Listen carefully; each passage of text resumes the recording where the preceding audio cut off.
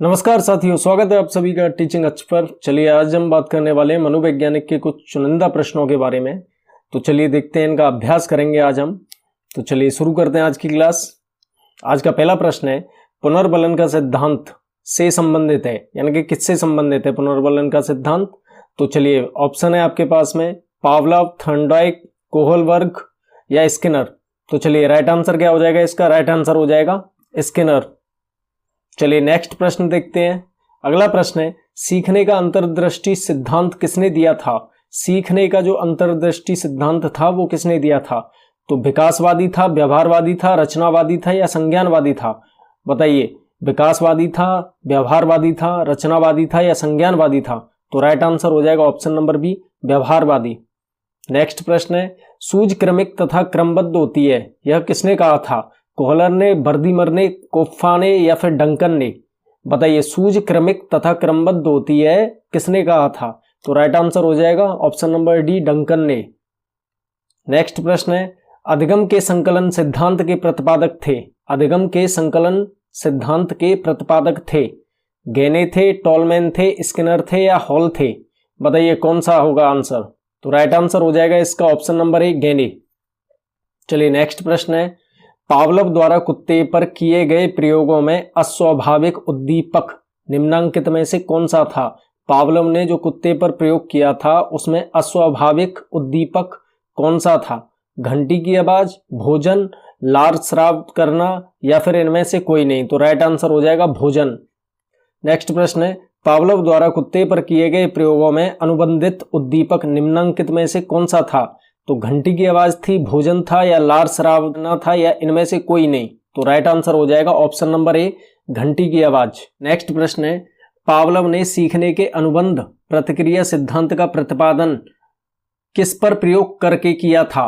तो खरगोश पर, चूहे पर, कुत्ते पर या बिल्ली पर? बताइए, तो राइट आंसर हो जाएगा ऑप्शन नंबर सी, कुत्ते पर। नेक्स्ट प्रश्न है, चिन्ह संकेत अधिगम का सिद्धांत किससे संबंधित है? संज्ञानात्मकता से है, व्यवहारवाद से है, संज्ञानात्मक पूर्णकार से है या फिर प्रकार्यवाद से है? तो बताइए, राइट आंसर हो जाएगा ऑप्शन नंबर सी, संज्ञानात्मक पूर्णकार। चलिए नेक्स्ट प्रश्न है, अधिगम का तलरूप सिद्धांत दिया था, तो किसने दिया था? टॉलमैन ने, लेविन ने, थॉर्नडाइक ने या फिर वॉटसन ने? तो राइट आंसर हो जाएगा ऑप्शन नंबर बी, लेविन ने। नेक्स्ट प्रश्न है, क्रियात्मक अनुबंधन सिद्धांत किसकी देन माना जाता है? थॉर्नडाइक की, पावलोव की, स्किनर की या उपयुक्त में से कोई नहीं? तो राइट आंसर हो जाएगा ऑप्शन नंबर सी, स्किनर। चलिए अगला प्रश्न है, एसआर संबंध पाए जाते हैं परंपरागत समायोजन में या फिर क्रियाशील समायोजन में या फिर थॉर्नडाइक के सिद्धांत में या इन सभी में? तो राइट आंसर क्या हो जाएगा? ऑप्शन नंबर सी, थॉर्नडाइक के सिद्धांत में एसआर संबंध पाए जाते हैं। चलिए नेक्स्ट प्रश्न है, आरआर तथा आरएस दोनों ही संबंध पाए जाते हैं, तो बताइए कहाँ पाए जाते हैं? तो ऑप्शन है आपके पास में परंपरागत समायोजन में या फिर क्रियाशील समायोजन में या फिर थॉर्नडाइक के सिद्धांत में या इन सभी में? तो राइट आंसर हो जाएगा ऑप्शन नंबर सी, थॉर्नडाइक के सिद्धांत में। चलिए नेक्स्ट प्रश्न है, एस प्रकार का अनुबंधन क्या होता है? एस प्रकार का जो अनुबंधन है वो क्या होता है? तो पहला ऑप्शन है आपके पास परंपरागत अनुबंधन या फिर क्रियाशील अनुबंधन या फिर थॉर्नडाइक का सिद्धांत या सभी? तो राइट आंसर हो जाएगा क्रियाशील अनुबंधन। एस प्रकार का जो अनुबंधन होता है वो क्रियाशील अनुबंधन होता है। नेक्स्ट प्रश्न है आपके पास, परंपरागत अनुबंधन का सिद्धांत निम्न में से किसने प्रतिपादित किया था? तो चार ऑप्शन है, पहला है पावलोव, दूसरा है स्किनर, तीसरा है थॉर्नडाइक और चौथा है सभी ने। तो राइट आंसर हो जाएगा ऑप्शन नंबर ए, पावलोव। चलिए नेक्स्ट प्रश्न है, सीखना विकास की प्रक्रिया है, यह कथन किसने कहा था? तो गेट्स ने या वुडवर्थ ने या स्किनर ने या कोहलर ने? तो राइट आंसर हो जाएगा ऑप्शन नंबर बी, वुडवर्थ ने। सीखना विकास की प्रक्रिया है, ये किसने कहा था? वुडवर्थ ने। चलिए नेक्स्ट प्रश्न है, सीखने के उद्दीपक अनुक्रिया सिद्धांत के मुख्य प्रतिपादक कौन है? थॉर्नडाइक, पावलोव या फिर कोहलर या फिर स्किनर? तो राइट आंसर हो जाएगा ऑप्शन नंबर ए, थॉर्नडाइक। चलिए नेक्स्ट प्रश्न है, सीखने की असफलताओं का कारण समझने की असफलताएं हैं, यह किसका कथन है? चार ऑप्शन है आपके पास में, पहला है पावलोव, दूसरा है स्किनर, तीसरा है मर्सेल और चौथा है वुडवर्थ। तो राइट आंसर हो जाएगा मर्सेल। नेक्स्ट प्रश्न है, निम्नलिखित में से कौन सा सिद्धांत छात्रों के व्यवहार को वांछित स्वरूप तथा दिशा प्रदान करने में शिक्षकों की सहायता करता है? तो ऑप्शन नंबर ए है अंतर्दृष्टि का सिद्धांत, या फिर प्रयास एवं त्रुटि का सिद्धांत, या फिर अनुकरण का सिद्धांत, या फिर अनुभवजन्य का सिद्धांत। तो राइट आंसर हो जाएगा इसका ऑप्शन नंबर बी, प्रयास एवं त्रुटि का सिद्धांत। चलिए नेक्स्ट प्रश्न है, अधिगम का कौन सा सिद्धांत यह बताता है कि सीखने हेतु कार्य को दोहराना आवश्यक है? अधिगम का कौन सा सिद्धांत यह बताता है कि सीखने हेतु कार्य को दोहराना आवश्यक है? तो प्रयास एवं त्रुटि का सिद्धांत, या शास्त्रीय अनुबंधन का सिद्धांत, या अनुभवजन्य का सिद्धांत, या फिर अनुकरण का सिद्धांत। तो राइट आंसर हो जाएगा ऑप्शन नंबर सी, अनुभवजन्य का सिद्धांत। चलिए नेक्स्ट प्रश्न है, किसी उद्दीपक को निरंतर दिए जाने से व्यवहार में होने वाला स्थायी परिवर्तन कहलाता है? किसी उद्दीपक को निरंतर दिए जाने वाले व्यवहार में होने वाले स्थायी परिवर्तन कहलाता है? तो ऑप्शन है आपके पास में, पहला है अभ्यस्तता, दूसरा है अधिगम, तीसरा है अस्थायी अधिगम, चौथा है अभिप्रेरणा। तो राइट आंसर हो जाएगा ऑप्शन नंबर ए, अभ्यस्तता।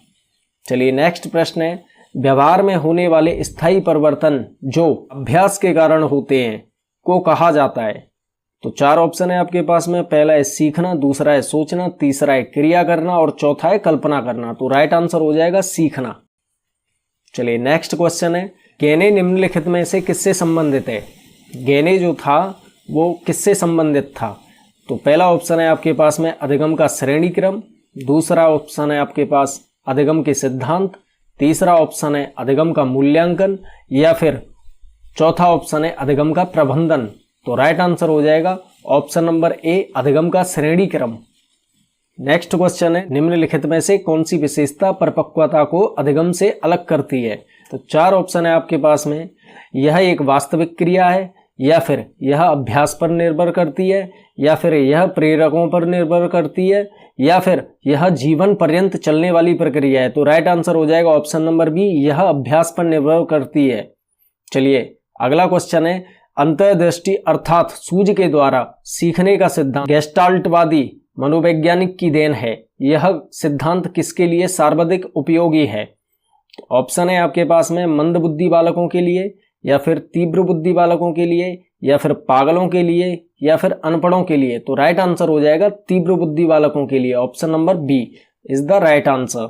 चलिए नेक्स्ट प्रश्न है आपके पास, अधिगम का कौन सा सिद्धांत पाठ्यक्रम के विभिन्न अंगों को एकीकरण पर जोर देता है? अधिगम का कौन सा सिद्धांत पाठ्यक्रम के विभिन्न अंगों के एकीकरण पर जोर देता है? तो ऑप्शन है आपके पास में, पहला ऑप्शन है उद्दीपक अनुक्रिया सिद्धांत, दूसरा ऑप्शन है संबंध अनुक्रिया सिद्धांत, तीसरा ऑप्शन है गेस्टल्ट सिद्धांत, या फिर चौथा ऑप्शन है उपरोक्त सभी। राइट आंसर हो जाएगा इसका गेस्टल्ट सिद्धांत, option number C is the right answer. चलिए तो उम्मीद करता हूं कि आज की क्लास आपको बेहतरीन लगी होगी। आपसे मिलते हैं अगली क्लास में, तब तक के लिए जय हिंद।